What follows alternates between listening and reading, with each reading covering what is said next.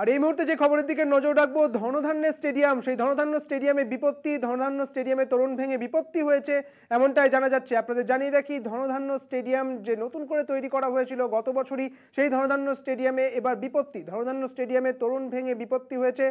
ধনধান্য অডিটোরিয়ামের সামনে তোরণ ভেঙে বিপত্তি হয়েছে। তোরণ ভেঙে আহত হয়েছেন দুজন। আপনাদের জানিয়ে রাখি, ঠিক কী কারণে এই তোরণ ভেঙেছে তা এখনো পর্যন্ত জানা যায়নি। আহতরা এসএসকেএমে ভর্তি। মুখ্যমন্ত্রীর অনুষ্ঠান রয়েছে, এই অনুষ্ঠানের আগেই এই বিপত্তি।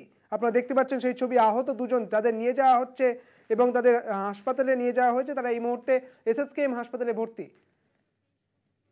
ধনধান্য অডিটোরিয়ামে তোরণ ভেঙে বিপত্তি, এবং এই তোরণ ঠিক কিভাবে ভেঙে যায় তা এখনো পর্যন্ত জানা যায়নি। আহতরা এসএসকেএম হাসপাতালে ভর্তি রয়েছেন।